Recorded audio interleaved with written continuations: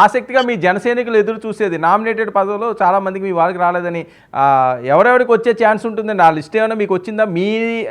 మీ అందరివి కూడా తీసుకుంటారా, పరిగణలోకి తీసుకుంటున్నారా? ఎవరు చూస్తున్నారు ఆ లిస్ట్ని? ఏ కాన్స్టిట్యున్సీ ఎమ్మెల్యేలు ఆ కాన్స్టిట్యున్సీలో ప్రాపర్ గా ఎవరైతే కష్టపడ్డారో వాళ్ళందరి పేర్లు పంపుతారు. దాంట్లో ఎలిజిబిలిటీ ఉన్న వాళ్ళకి ఇస్తారు. అందరికి ఇవ్వాలంటే ఇవ్వలేరు కాబట్టి కొంతమందికి ఫస్ట్ టైం ఇస్తారు, కొంతమంది సెకండ్ టైం ఇస్తారు. దాని గురించి గొడవలు పడి కూడా ఎవరు లేడు ఇక్కడ. ఎందుకంటే ఈ ఎన్డీఏ ప్రభుత్వం అనేది లేకపోతే ఈ రాష్ట్రం 2-0 కాదు, మొత్తం 0 అయిపోద్ది. కాబట్టి ఎన్డీఏని అందుకే ఎన్నుకున్నారు సార్. వరం గారు ఇది పొరపాటున ఎవరైనా మాట్లాడితే మాట్లాడవచ్చు, కానీ వాళ్ళ ఎన్డీఏ గెలుపులో వాళ్ళ అసమర్థతని ఏదో రకంగా ఇప్పుడు ఈ జగన్మోహన్ రెడ్డి ఉంటే ఈ రాష్ట్రం ఉండదు, వ్యాపారవేత్తలు రారు, ఇండస్ట్రీస్ రావు. అండ్ ఉన్న విశాఖ గురించి మీరు అప్పుడు ప్రైవేట్ అయిపోద్దంటే మాట్లాడిన వ్యక్తులు వాళ్ళు విశాఖ గురించి తీసుకొచ్చి హామీ ఇప్పించి 13,000 కోట్లు ఇప్పించి ప్రభుత్వం మీరు విమర్శిస్తున్నారంటే ఏమనుకోవాలి? ఇవాళ అమరావతి నగరం లేదు, ఉన్న రాజధాని లేవు. మీరు ఏంటి చెప్తారు? రాజధాని రాష్ట్రం చేశారు 5 సంవత్సరాలు. బొత్సటి గారు మాట్లాడిన మాటలు ప్రతిసారి అవినీతి అవినీతి అని చెప్తున్నారు. ప్రభుత్వం ద్వారా అమ్మకాలు జరుపుతున్నటువంటి వైన్ షాపుల్ని చాలా అసందర్భంగా కాంట్రాక్ట్ సిస్టమ్ పెట్టి తెలుగుదేశం పార్టీకి చెందినటువంటి కార్యకర్తలకి, ఎమ్మెల్యేలకి, కాంట్రాక్టర్లు రౌడీజం, గూండాయిజంతో టెండర్ సిస్టమ్ పేరు పెట్టి దోపిడీ చేసి మొత్తం బ్రాందీ షాపులని తెలుగుదేశం పార్టీ కార్యకర్తలకి, నాయకులకి అప్పచెప్పారని, ఇందులో చాలా మంది మంత్రులు భయభ్రాంతులు సృష్టించారని, కాంట్రాక్టర్ గా ఎవరైనా వేస్తే అప్లికేషన్లు వేస్తే వాళ్ళకి బెదిరించారని, ప్రథమంగా అచ్చెన్నాయుడు చాలా దౌర్జన్యాలు చేసి బ్రాందీ షాపులన్నీ తీసుకున్నాడని, ఫరూక్ అనేటటువంటి ఒక మంత్రి గారు కూడా తీసుకున్నారని ఈనాడు పేపర్లో రాశారు సార్. దానికి సమాధానం చెప్పాలి. నేను కౌన్సిల్లో ఈ ప్రశ్న స్పష్టంగా కౌన్సిల్లో పేపర్ చూపించి మరి అడిగాను. మద్యంలో దోపిడీ జరిగింది ఈ కూటమి ప్రభుత్వంలో. నెంబర్ 2, అవినీతి గురించి మాట్లాడారు ఇప్పుడు బొలిశెట్టి గారు. సార్, అవినీతి గురించి కూడా నేను ఒక మాట చెప్పాలి. ఈ రోజు మీరు ర్యాంకింగ్ చెప్పారు, ర్యాంకింగ్ పబ్లిక్ లో 0 ఉంది, కానీ కూటమి ప్రభుత్వం ఇచ్చిన ర్యాంకింగ్ లో 17వ నెంబర్ లో ఉన్నాడు అచ్చెన్నాయుడు. ఒకసారి అచ్చెన్నాయుడు గురించి తీసుకుందాం.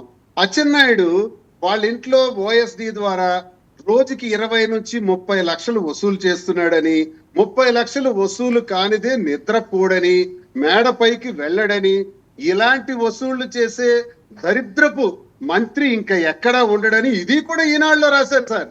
ఆ క్లిప్పింగ్ ఇప్పుడే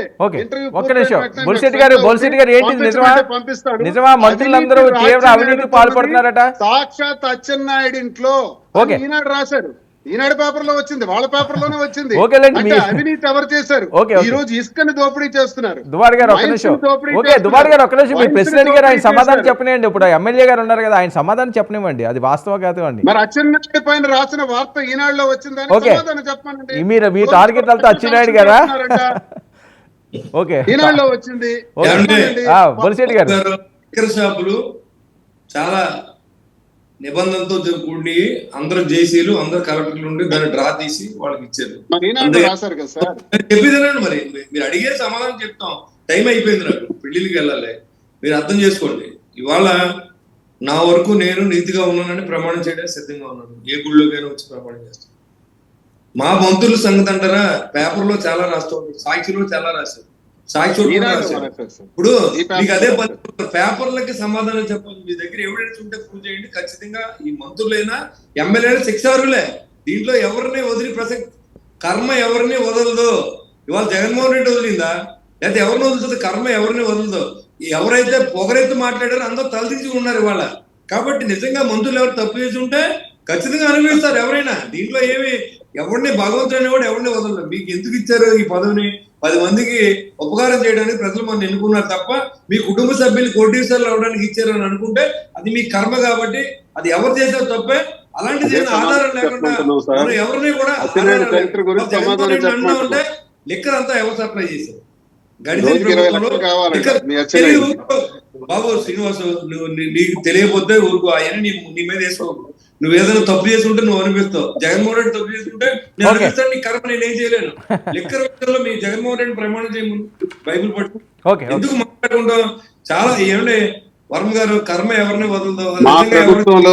పారదర్శకంగా ప్రభుత్వం ద్వారా అమ్మకాలు జరిగినాయి. దుబారి గారు ఇప్పుడే మొదలైంది కదా, చూద్దాం ఏం జరుగుతుంది.